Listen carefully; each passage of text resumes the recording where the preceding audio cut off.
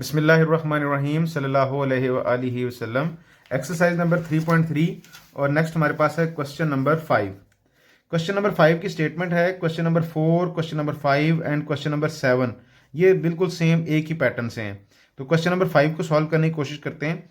फर्ज करें, स्टेटमेंट है, फर्ज करें g of x is equal to a x plus b plus 5, जबकि ए और बी मुस्तकिल आदाद हैं। अगर जी ऑफ -1 की वैल्यू 0 है और जी ऑफ 2 की वैल्यू 10 है तो ए और बी की कीमतें आपने मालूम करनी है। सेम क्वेश्चन जैसे क्वेश्चन नंबर 4 है, सेम ही क्वेश्चन नंबर 5 है। स्टेटमेंट इंग्लिश में भी रीड आउट करते हैं। Given that g of x is equal to a x plus b plus 5 where a and b are constant numbers. If g of 1 is equal to 0, एक हमारे पास ये value उसने दी है, and g of 2 is equal to 10, find the values of a and b. आपने a और B की वैल्यूज को आपने फाइंड आउट करना है। तो मैंने ऐसे ही सेम जैसे पहले क्वेश्चन के अंदर मैंने इसकी इक्वेशंस लिखी थी, वैसे ही मैं सेम इसकी इक्वेशन भी यहां पे राइट डाउन कर लेता हूं। तो इक्वेशन के अंदर हमारे पास दी है g of x is equal to a x plus b plus 5। तो सॉल्व करते हैं और ए और बी की वैल्यूज को हम यहां पे फाइंड आउट करते हैं। तो सबसे पहले g of x is equal to, मैं स्टेटमेंट दोबारा इक्वेशन दोबारा लिखता हूं, g of x is equal to a x plus b plus 5। अब आप यहां देखें, यहां पे जी ऑफ -1 है, जहां पे x लिखा है वहां पे आप -1 पुट करेंगे। तो g ऑफ -1 निकालने के लिए a into -1 plus b plus 5।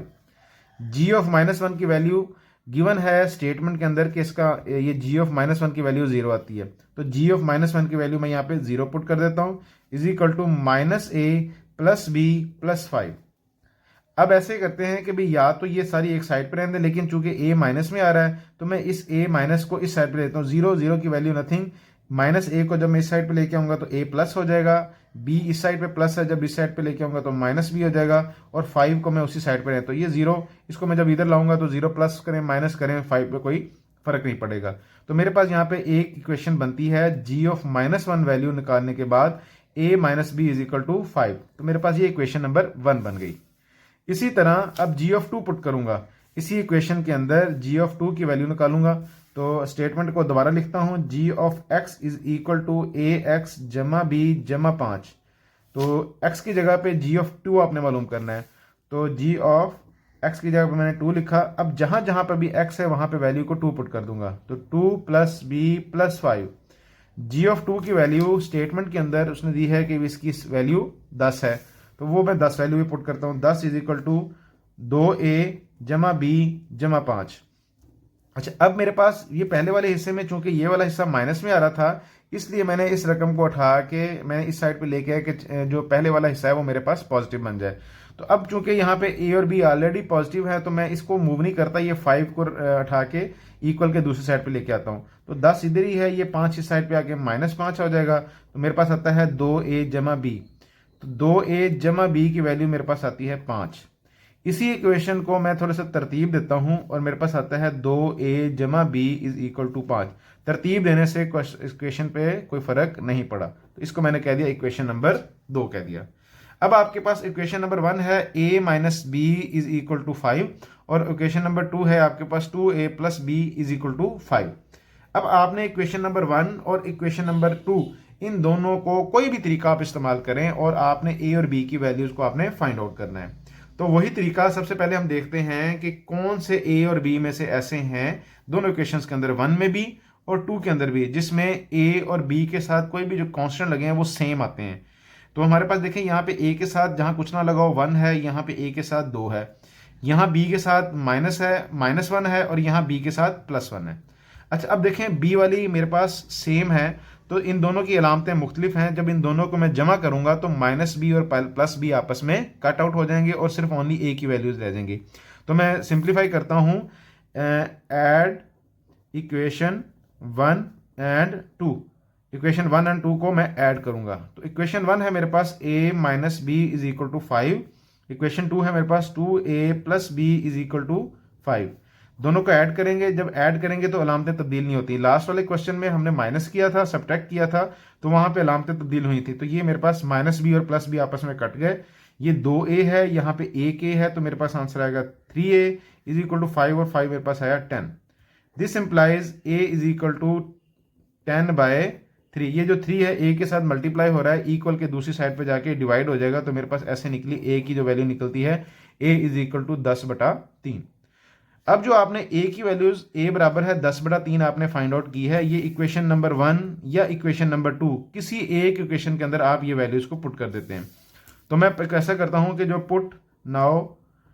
Put a is equal to 10/3 in equation number 1, equation number 1 के अंदर मैं इसको पुट करता हूं। तो इक्वेशन नंबर 1 मेरे पास है, ये मैं लिखी हुई है a minus b is equal to 5। तो a minus b is equal to 5, a की वैल्यू मेरे पास है 10/3 minus b is equal to 5।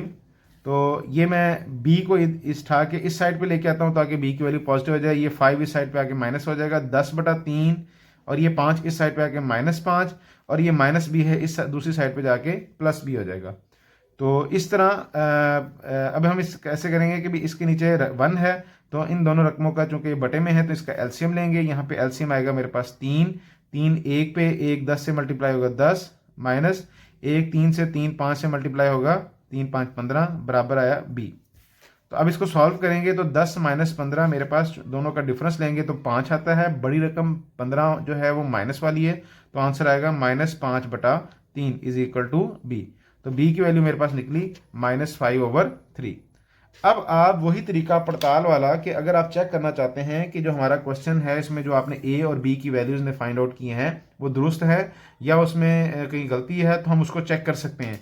तो मैं इक्वेशन लास्ट टाइम मैंने इक्वेशन 1 पुट की थी, 2 पुट की थी, अब मैं इक्वेशन 1 के पड़ताल के तौर पे इस सवाल को लिखता हूँ। ये पड़ताल दोबारा मैं बता दूं कि पड़ताल यानी कि चेक वाला हिस्सा सवाल का हिस्सा नहीं है, ये जस्ट बच्चे ने तालिब इल्म ने अपनी तसल्ली के लिए कि मेरे सवाल में कहीं गलती तो नहीं है, तो मैं वैल्यूज पुट करता हूँ। तो मैं कोई एक इक्वेशन लेता हूँ, इक्वेशन 1 ही ले लेता हूँ, a minus b is equal to 5। a की वैल्यू है मेरे पास 10/3 माइनस बी की वैल्यू है मेरे पास -5/3, -5/3 इज इक्वल टू 5। ये माइनस माइनस मेरे पास प्लस हो जाएगा 10/3 -5/3।